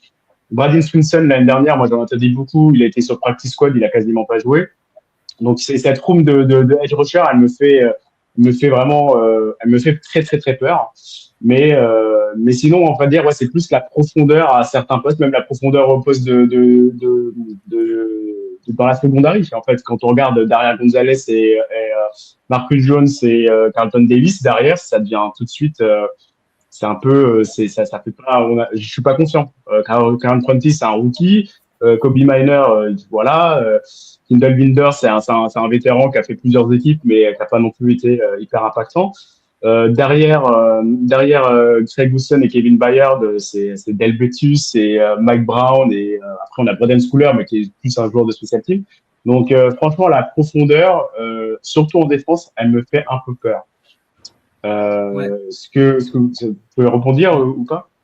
Ouais, moi, j'ai pas donné comment dire, mes inquiétudes, mais je suis 100% d'accord avec. Alors, 100%, non, pas vraiment 100% d'accord. Je suis d'accord avec toi sur les linebackers. Ça, c'est pour moi le défaut de l'équipe. La profondeur sur les cornerbacks me fait très peur, surtout avec la blessure de Carlton Davis. Là, en tout cas, enfin, à l'entraînement, il me semble qu'il est sorti un peu blessé. Et en fait, on se rend compte que quand il est pas là, bah, derrière, ça peut être light. Et il Ouais. n'empêche que Craig Woodson, je l'adore, mais il a fait qu'une saison. Et on verra ce qui se passe en année sophomore. Mais si il est moins dedans, j'ai très peur pour ce qu'il y a derrière. Par contre, moi, au niveau des edge, je comprends l'inquiétude, mais moi, je suis très haut sur Ponder. Je pourrais même en On reparler est plus deux. tard. On est deux. Ouais, voilà, bah, tant mieux. Et même Brad Swinson, j'ai l'impression que le gars est un peu. Peut-être. Et je ne sais pas si c'est les bons termes, mais j'ai l'impression il est peut-être pas fini à tous les niveaux, mais j'ai l'impression qu'il a quand même du talent. Et donc, du coup, je me dis, pourquoi pas. En fait, on est vraiment pas à l'abri d'une bonne surprise. On a peu de certitudes, mais je pense que le talent est là. Et donc, j'espère que malgré les blessures, on arrivera à tourner. L'année dernière, je pense que personne ne s'attendait à une saison de ce niveau de Chesson. J'espère la même chose de notre côté cette année. Voilà. Alors, moi, je ne vais pas répéter effectivement ce que vous avez dit sur les incertitudes pour pas faire doublon. Moi, il y a un poste que vous n'avez pas cité où j'ai énormément d'incertitudes parce que je trouve qu'il a été vraiment méfiant la saison dernière et qu'il a vraiment régressé. C'est le punter, Bryce Baringer. Qui était en début de saison, il avait un énorme coup de pied, c'était sa qualité. Et il a complètement perdu sa force. Alors, je ne sais pas s'il y a une blessure qui traînait ou je ne sais quoi. Il a complètement perdu, je trouve, de sa force. Et vraiment, fin de saison dernière, ça a été extrêmement compliqué. Et on sait que des fois, un punter, ça peut bien soulager pour faire reculer l'équipe adverse. Et ils n'ont pas mis d'opposition au niveau des camps, donc ils vraiment lui font confiance. Gros point d'interrogation. Est-ce qu'il s'est remis d'aplomb et est-ce que ça va aller mieux cette saison? Moi, c'est quand même un sujet à suivre parce que avoir un bon punter, ça peut être hyper intéressant pour faire reculer l'équipe. Après, effectivement, le poste de linebacker, je ne vais pas répéter. Moi, j'ai jamais été très confiant sur Carlton Davis, donc ça reste de l'incertitude pour moi. De toute façon, le corps de corner, à part Gonzo, il n'y a pas grand-chose. Donc, on va voir s'il y a de la révélation qui peut arriver. Et je suis comme toi, Loris. Moi, je mets une grosse pièce sur Ponder sur le rush et tout. Donc, je pense il peut y avoir de bonnes surprises sur la partie rush. Mais là, ouais, plus grosse incertitude, c'est effectivement comment va se dérouler la partie linebacker avec la blessure de Spillane encore en ce début de saison. Attention à pas trop non plus rater le début de saison parce qu'on a des vraies carences défensives. Surtout dans le jeu aérien, je trouve. Très bien. Tu as quelque chose à rajouter ou on peut passer au calendrier, Mathis? Je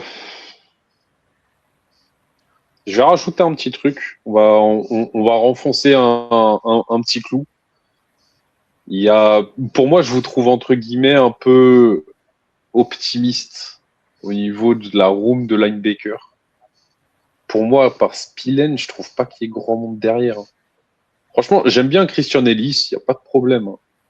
Mais en inside linebacker, même en tant que deuxième LB, c'est déjà un peu léger. Hein. Tu as l'impression que derrière lui, tu sens que de toute façon, tu l'as bien vu, la fin de saison, Spillane s'est blessé.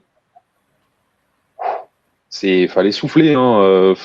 Dès qu'il y avait un run qui partait, tu fermes les yeux et tu regardes pas.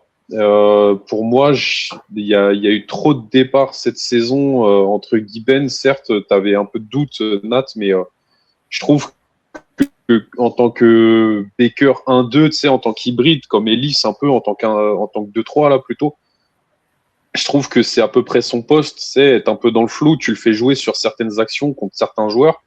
Ellis, c'est à peu près la même chose. Je trouve il y a beaucoup de postes où franchement, je trouve que c'est léger. Certes, ils ont fait beaucoup de boulot cette off-season entre du coup les arrivées plus effectivement la draft. même vous avez encore pas mal de cash pour signer des joueurs, mais bon, vous n'avez pas signé pour signer non plus. Je trouve qu'effectivement, derrière certains joueurs, je trouve ça quand même un peu beaucoup vide. Certes, on croit quand même à Pounder ici aussi, mais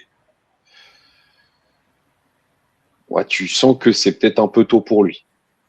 Je dis pas je dis pas, mais ouais, je sens que ça fait quand même un peu tôt pour lui. Si là, demain, là, il est starter one parce que Harold Landry n'est pas revenu. Est-ce qu'il va pas se faire non plus cibler une longue partie de la saison, le temps qu'il rentre dedans? C'est aussi une interrogation à se poser. Juste pour rebondir sur Ponder et puis sur ce que tu as dit sur les linebackers. En fait, moi, j'adore Ponder. Je suis comme vous. C'est un joueur qui est très intéressant, qui a montré de belles choses sur le peu de snaps qu'il a eu sur sa première année. Mais c'est lui mettre trop de pression pour un joueur en année 2 undrafted. Après, s'il peut endosser toute cette pression-là et faire le taf, moi, je suis preneur. Mais en termes de construction d'effectifs, je trouve ça compliqué de mettre autant de pression sur un joueur, alors qu'en fait, il suffisait, par exemple, là, j'ai vu, il y a Jadeveon Clowney qui a signé avec les Texans hier. Tu t'avais juste besoin de signer un vétéran supplémentaire pour réassurer, entre guillemets, un peu cette room de edge et pas mettre autant de pression à des jeunes joueurs. Après, peut-être qu'ils vont faire le taf, et j'espère qu'ils vont faire le taf, mais c'est leur mettre beaucoup de pression. Après, pour le rôle de linebacker, pour moi, en fait, ce qu'il faut aussi souligner, ok, il y a eu la blessure de Robert Spillane l'année dernière, mais il y a surtout eu la blessure de Mitchell Williams et qui a complètement en fait changé la manière dont on défendait contre la course. Il avait eu un énorme impact. Même Karis Ponga, il a eu des problèmes de blessure aussi en fin de saison dernière. Et je pense que ça, en tant que linebacker, tu le ressens direct. Et j'ai pas, on va dire, j'ai pas si peur que ça de cette room là. En tout cas, surtout sur les starters, sur Robert Spillane et Christian Ellis. Si la D-line, elle est pas blessée. Si la D-line, elle est pas blessée, eux, ils vont faire le taf et ils vont bien le faire, je pense. Après, c'est juste derrière. Si tu perds un Robert Spillane, c'est compliqué. Si tu perds un Christian Ellis, après, derrière, bah, ça va être des joueurs comme Obiazor, le rookie, KJ Britt, le vétéran, qui vont devoir prouver. Et je pense que Cédric, il voulait parler de ce joueur-là, Khalil Jacob de Missouri, qui est un joueur undrafted, mais qui montre de belles choses durant notre camp, et qui est hyper athlétique. Mais c'est pareil, c'est beaucoup demandé à des rookies et à des undrafted. Donc à voir. Mais si la D-line elle est stable, derrière, je pense que les linebackers ils vont faire le taf. Mais du coup, quand tu regardes là, avec ce qu'on dit effectivement par rapport au Baker, est-ce que valait pas mieux en signer un du coup cet été? T'avais quand même des beaux noms cet été potentiels à aller choper. Par exemple, je prends à Tremaine Edmonds que tu aurais pu aller shipper aux Giants. Alors oui, les prix sont un peu chers, mais on voit qu'il vous reste 34 millions en banque. Alors oui, il va falloir aussi re-signer certains joueurs l'an prochain. Mais bon, là, je vois, tu as encore Bobby Wagner qui a pas encore signé. On ne sait pas s'il part à la retraite ou pas. Tu peux essayer de choper quelques vétérans. Tu as aussi Bobby Okereke qui a fait des très belles saisons aux Giants. Tu aurais peut-être pu aussi aller le chercher pour consolider un peu. Ils l'ont cut parce qu'il était souvent blessé, qu'il est plus aussi impactant qu'avant. Et après, pour Bobby Wagner, le problème de Bobby Wagner, c'est un super bon joueur, mais c'est un doublon avec Robert Spillane. Ils ont le même poste, c'est un Mike. Et t'as pas besoin de signer deux Mike. Là, il faudrait un weak side linebacker peut-être meilleur que Christian Ellis. Et je pense qu'ils font confiance à Christian Ellis pour le moment. Donc, à voir. Mais après, je suis d'accord sur la profondeur qui est douteuse pour le moment. Donc, après, c'est juste à voir comment ils peuvent, et comment ça va se passer. Dans votre demande de linebacker, vous avez comme oublié une chose, Mike Vrabel. C'est parce que Nat, je sais pas si tu vas revenir, c'est que Mike Vrabel, une de ses qualités, l'un des postes sur lequel il forme le plus, c'est le poste de linebacker. Donc qu'on soit sur le papier moins connu quelque part et moins valuable avec un Vrabel comme coach, ne me surprend pas plus que ça en fait. Parce qu'il a cette capacité, en tout cas, il a su le démontrer par le passé, de former pas mal de jeunes pour justement faire le boulot au niveau des linebackers. Donc, s'il y a bien un poste où on est faible, Je vais pas dire le contraire. Mais sur lequel, quelque part, je ne suis pas surpris qu'on n'ait pas plus recruté que ça de vétérans. Ça ne me surprend pas parce qu'on a Vrabel derrière qui va former ce poste de linebacker. Donc, quelque part, on peut, s'il y a bien un poste auquel on peut avoir peut-être des surprises, c'est ce poste-là. Parce que justement, il y a eu la formation de Vrabel, etc. Sur d'autres postes, je peux être un peu plus inquiet. Mais effectivement, sur le poste de linebacker, avec Vrabel, on peut avoir des surprises. Et puis moi, sur la ligne, mais bon, on en reparlera sûrement là. Une des révélations que j'attends beaucoup, c'est Corey Durden sur la ligne. Très bien. Ouais, on en parlera après. Alors, du coup, si on rajoute plus rien, on peut passer au calendrier. Ça vous va? Ouais. Ouais.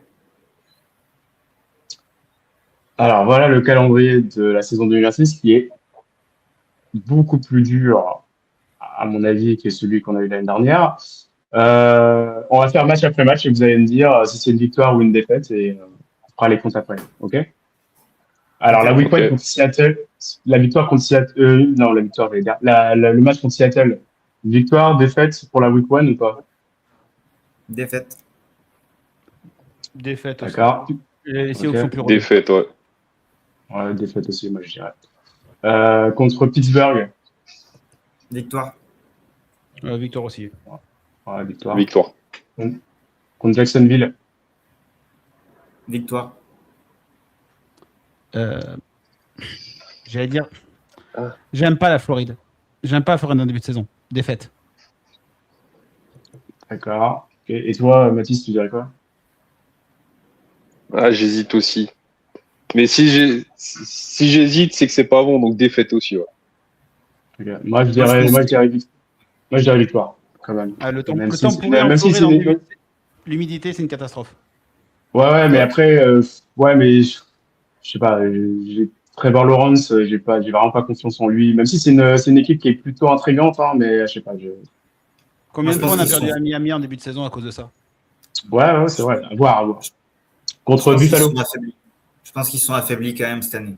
En plus, oui, clairement, oui, c'est sûr. Bah oui. Contre Buffalo. C'est à Buffalo ou c'est chez nous? C'est quoi? En rouge, c'est à l'extérieur, c'est ça? C'est C'est ça. à Buffalo. Donc c'est à Buffalo. Celui-là. Ouais, c'est à Buffalo. Ouais. Défaite. Défaite. Défaite. Défaite, pareil. À Las Vegas. Bon, là, j'imagine que ça va être rapide. Victoire. Victoire. Ouais, quand même. Victoire pour tout le monde. Contre New York. Idem. Toi. Pareil, victoire. Surtout que c'est chez toi. Ouais, non plus quand même. À Chicago. Celui-là, il est un peu plus intriguant. À Chicago. Parce que, comment vous sentez celui-là? Victoire. Ouais, je dirais victoire quand même. À Miami. Ouais. Je sais pas. Ah ouais, mais la configuration de Miami, là, ça te fait là. Ah non, Miami, non. Non, pour les Bears. Pour les Bears, Ah moi, ouais, t'avais pas répondu. Ok. J'ai pas donné. Bears, je crois qu'en plus c'est un Thursday night, je crois, de mémoire. Peut-être. C'est un Thursday night, ouais. C'est un Thursday night. On va dire que c'est un match bascule, donc victoire. D'accord, très bien. Bah, moi aussi, c'est pareil, victoire. Contre les Dolphins. Et bah, tu sais quoi? Oh non, tu vas pas faire ça. Tu vas pas dire la Non, victoire de Dolphins. Le forceur. Ok. Tout le monde victoire?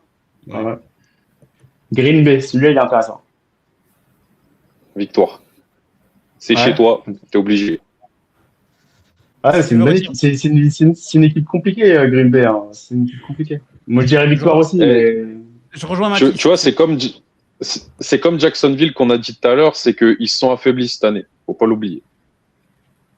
Ouais. Mais ils ont quand même, comment il s'appelle l'autre là? Parsons. Julian Love. Non, Julian Love, il est bon, mais je parle de l'edge rusher. Ouais, Micah Parsons. Micah Parsons qui revient de blessure, qui est très très bon, tu vois. Donc, je sais pas, ça me fait. À voir. Mais moi, je dirais quand même victoire, ouais, pour le coup. Tu veux démontrer que tu es une équipe compétitive qui vise le haut du panier, tu dois gagner ce match. Ouais. Oui, je suis d'accord. Alors là, Détroit, c'est le match qui est à Munich. Défaite. Ça peut être compliqué. Ouais, défaite aussi. Bah, allez, ouais, je dirais défaite. Avant Après, la c'est la bye bye week, ouais. J'ai- ouais. Ah, Ça, je j'ai sais la pas, chance mais d'y ouais, aller. défaite. Ah, tu vas aller le voir? Ouais, j'ai la chance d'y aller. Et donc, Ah, du coup, je souhaite une victoire. Ah, tu souhaites, mais est-ce que tu l'auras? Je sais pas. Après, c'est la bye week. Ça nous permet de nous recharger. Le mot est voilà, bien choisi. Après, on affronte les Chargers en novembre. Donc, alors, contre les Chargers, vous en pensez quoi? Moi, je pense qu'en sortie de bye week, c'est un peu qui tout double, mais moi, je dirais une victoire. Moi, je dis défaite cette fois. Défaite. Ouais, défaite aussi. Tu vas chez eux, D'accord. faut pas l'oublier. Ouais, mais après, je me dis, tu sors de bye week, tu es reposé, tu peux facilement rebondir, tu vois. Tu as plus de temps pour Ouais, analyser ouais. les matchs et tout ça. À voir. Donc là, c'est Buffalo chez nous. Ouais, à 22h. Victoire.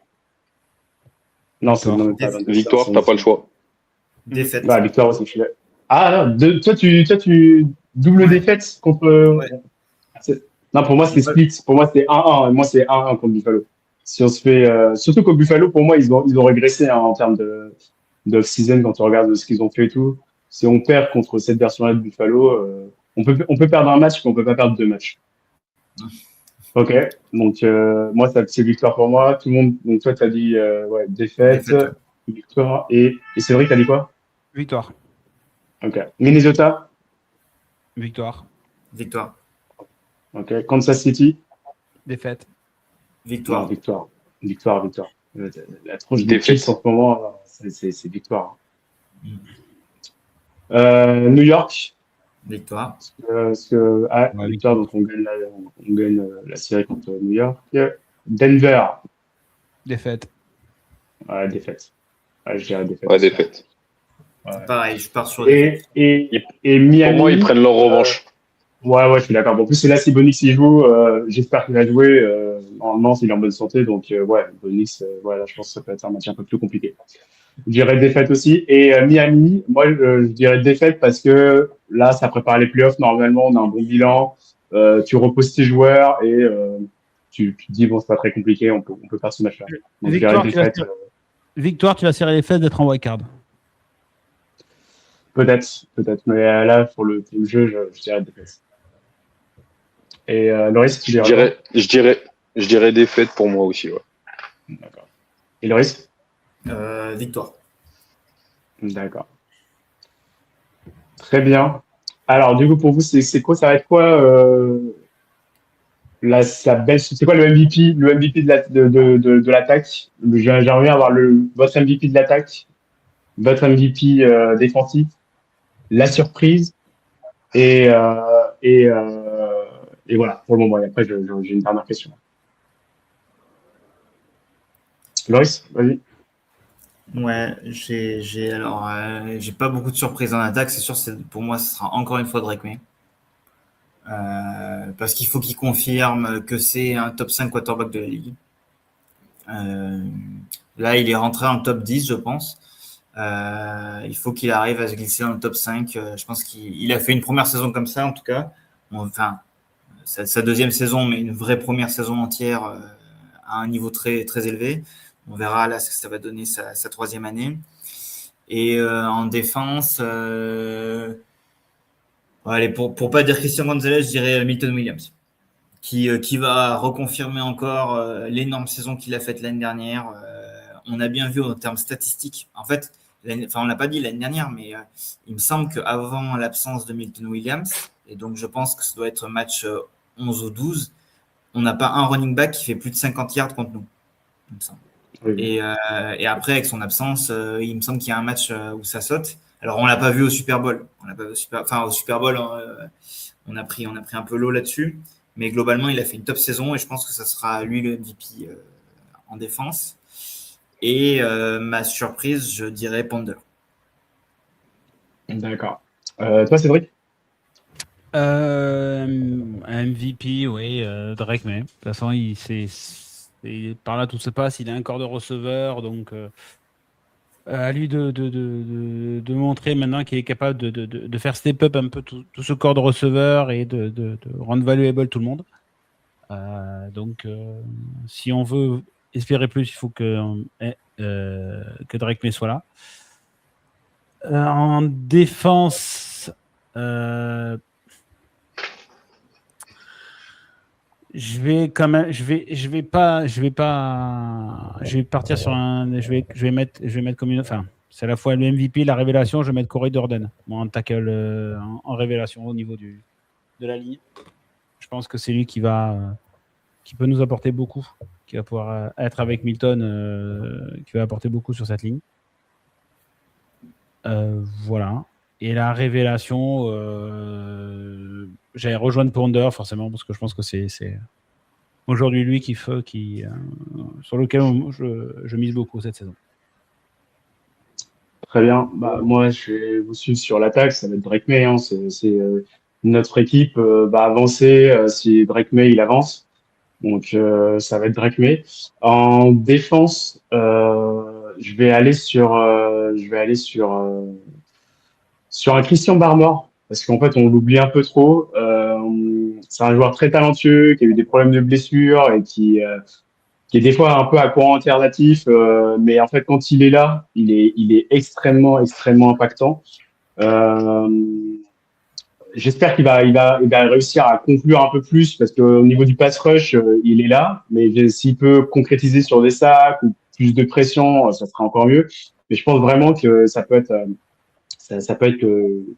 le joueur à suivre aussi sur la D-line, parce que je pense qu'on n'en parle pas assez avec l'arrivée du coup de Milton Williams et puis l'émergence de Christian Gonzalez sur cette défense. Mais Barmore, pour moi, il est toujours aussi impactant.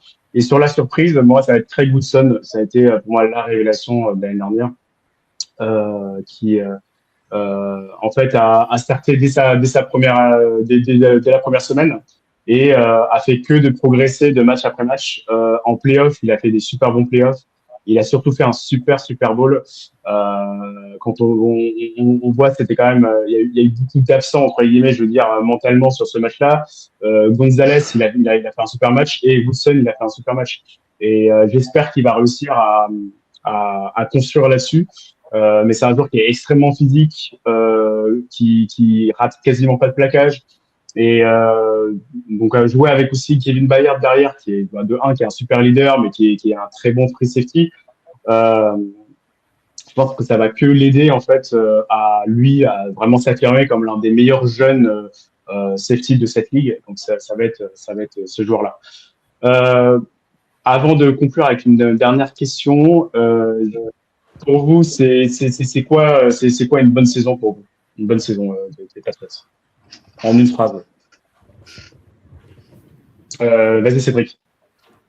En une phrase, une bonne saison. Te qualifier en playoff sans inquiétude, tant on sait que plus de 54% des finalistes de Super Bowl soit sont pas en playoff, soit se font sauter au premier tour. Que tu puisses au moins te qualifier en playoff de manière sereine. Très bien. À toi, Loris. Ouais, moi en fait c'est juste me qualifier en playoff. Même si ça paraît, tout à l'heure on disait qu'on avait une équipe assez costaud, on revient d'aller au Super Bowl, mais en fait le but c'est vraiment juste de confirmer d'aller en playoff. C'est loin d'être si facile, parce que dans la division on a les Bills, donc en fait on va se battre pour la première place. Et ça, en tout cas moi j'aimerais bien qu'on arrive à se qualifier en playoff, et même si on finit deuxième de notre division, qu'on soit pas si loin que ça des Bills, parce qu'en fait pour qu'on puisse montrer qu'on a quand même une évolution par rapport à il y a 2 ans, et voilà. Et surtout en fait enlever ce côté l'année dernière c'était une saison make-a-wish, on a eu un super calendrier, on a eu quelques blessures en playoff, et moi je trouve qu'avant saison régulière on a eu peu de blessures, donc du coup tout allait bien, voilà. Donc moi c'est mon objectif, et après en playoff c'est match après match comme l'année dernière, et on verra.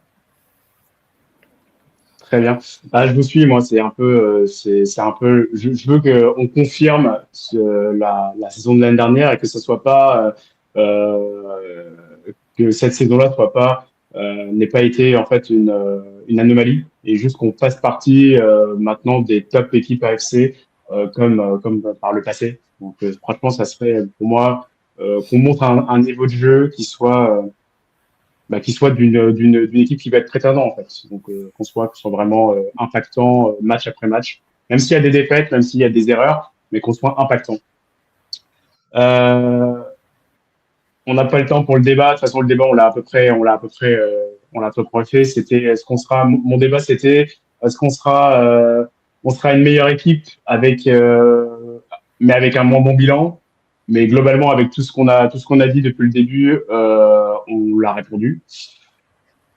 Ma dernière question, ça sera, si vous étiez GM, je vais commencer avec toi, Loris, est-ce que tu aurais un changement à faire? Est-ce que là, si tu avais un trade, une signature, qu'est-ce que tu ferais? Ouais, c'est très facile. Moi, je donnerais un contrat à Keishun Boutti. Je suis dans le train. Déjà l'année dernière, alors qu'il y avait, on rappelle, un Polk qui d'ailleurs apparemment a donné sa retraite hier, cette nuit là. Il y avait Polk l'année dernière, donc ancien deuxième tour de draft. Il y avait encore Kendrick Bourne. Moi, je voulais que Boutti reste parce que je trouve qu'il a une super connexion avec Drake May. Cette année, il s'est blessé malheureusement et je trouve que ça lui a faussé ses stats parce qu'en fait, c'est un joueur, je crois, qui fait que 600 yards cette année. Mais en fait, si vous regardez les highlights des Patriots cette année, enfin de la dernière saison, vous vous rendrez compte à quel point il est présent.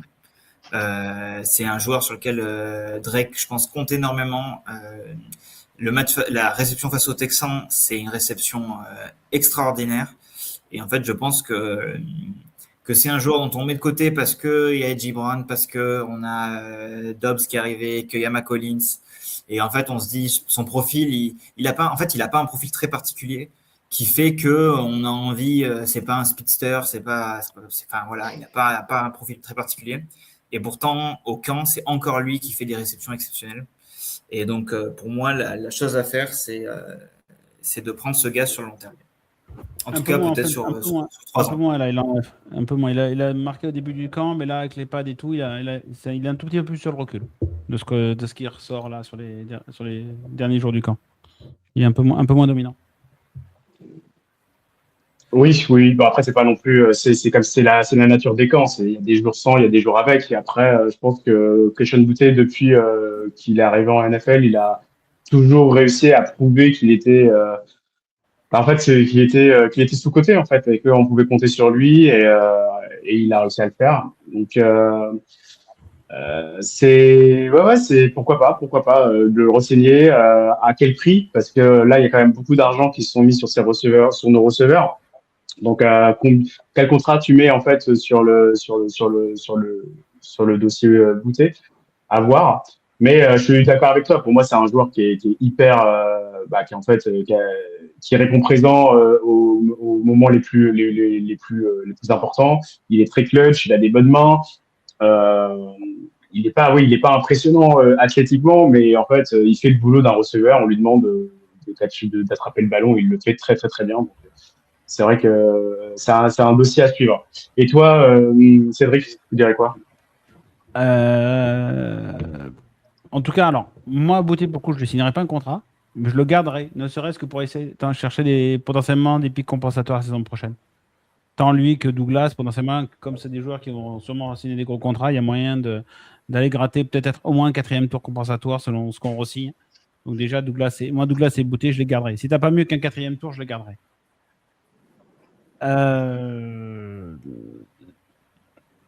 Patience. Allez, si on va faire un move pendant la saison, si Stevenson se met encore à faire des fun balls, je le trade. Allez, soyons fous.